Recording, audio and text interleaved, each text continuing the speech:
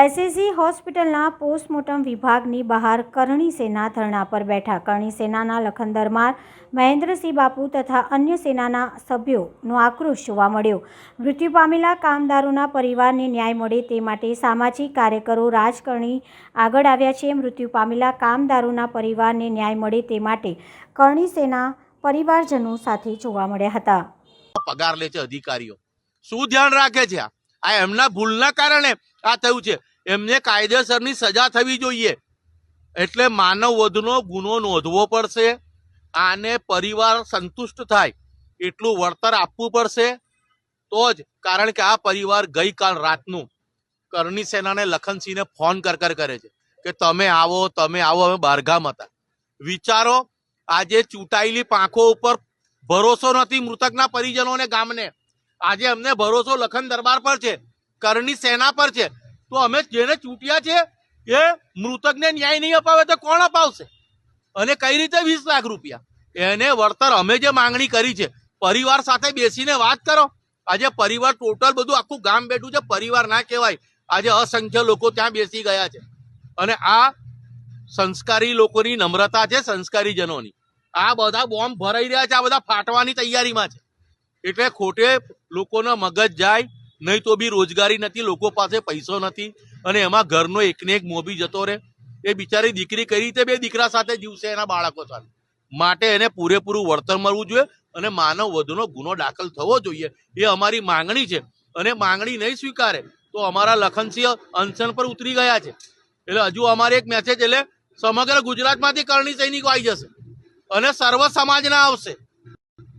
કારણ કે આ મૃતકની સાથે સમગ્ર સર્વ સમાજના લોકો જોડાયા છે.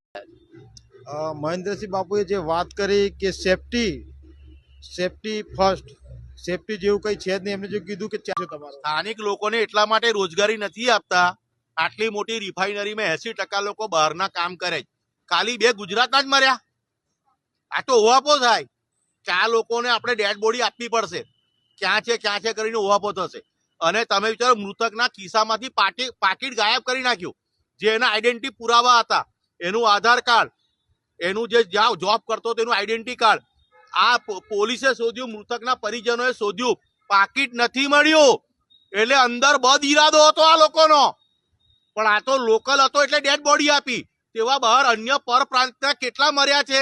કારણ કે આ દુનિયાનું સૌથી ડેન્જર કેમિકલોમાંનું એક કેમિકલ છે કે તમારા હાડકા બી ઓગાળી નાખે. તો જ આ તો સમજો કે જેની ડેડ બોડી મળી એને તમે પોસ્ટમોર્ટમ માટે લઈને આવ્યા. જેની ડેડ બોડી મળી જ નથી એ શું? એટલે હજુ મૃત્યુ આંક આ લોકોએ સંતાડ્યો છે. અસત્ય તો બોલતા નથી, મગનું નામ તો મરી પાડતા જ નથી આ લોકો હજુ. એટલે આ લોકો સદંતર જુઠ્ઠું બોલે છે. મૃત્યુ આંક અમને 100% શંકા છે. આ કોઈ માનવ રચિત કૃત્ય છે. એટલે આ આતંકવાદી હુમલો હોઈ શકે. કારણ કે સેફટી બાયપાસ કરવામાં આવી છે. આ લોકલ મર્યા હતા એટલે ડેડ બોડી આલી, કારણ કે ઓવાપો થશે. પણ જે પરપ્રાંતિયો હજુ બી, મને 100% ડાઉટ છે, ઘણા બધા અમને કહેવા આવ્યા કે અમુક આઈ કાર્ડ મળ્યા છે પણ લોકો મળ્યા નથી. અને આ તો કેન્ટીનમાં હતો. એને તો 5 વાગ્યા પછી ફાયર ઓફિસરોને, જે ફાયર કર્મચારીઓ જે છે એને ચા નાસ્તો આપવા ગયો. તો એ આવી રીતે એક્સપાયર થયો હોય તો અમને એવું બી છે, ઘણા જે ફાયર જવાનો છે એ બી આગા પાછા થયા છે.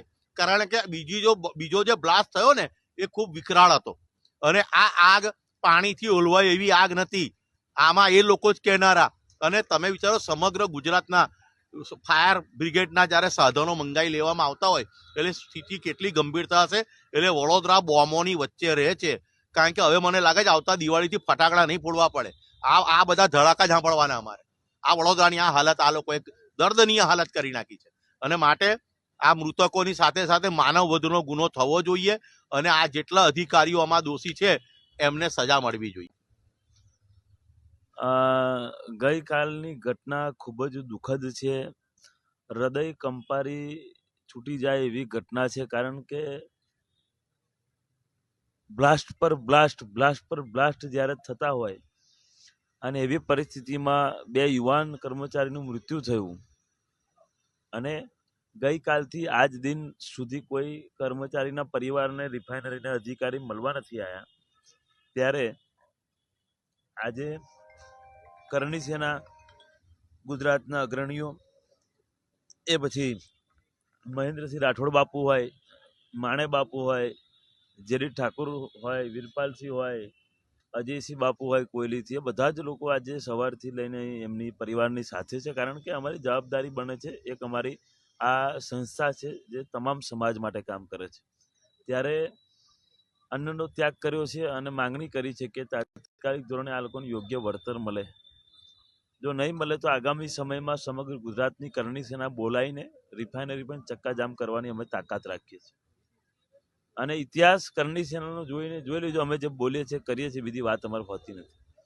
પરંતુ દુઃખની બાબત એ છે કે જ્યારે ઘટના બને છે એની પછી આંદોલન કરવું પડે છે અને આ બધું થાય છે, રિફાઇનરીના અધિકારીઓની માનવતા કેમ મરી પરવારી છે? એમને ખાલી રૂપિયા જ દેખાય છે. જ્યારે કોઈ સ્થાનિક કર્મચારીનું મૃત્યુ થાય છે ત્યારે મહેન્દ્રસિંહ બાપુએ કીધું કે દુનિયાભરની ફાયર બ્રિગેડો આખા ગુજરાતમાંથી બોલાવી લીધી હતી. એટલી બધી ગંભીર ઘટના હતી તો 2 જણનું મૃત્યુ થયું.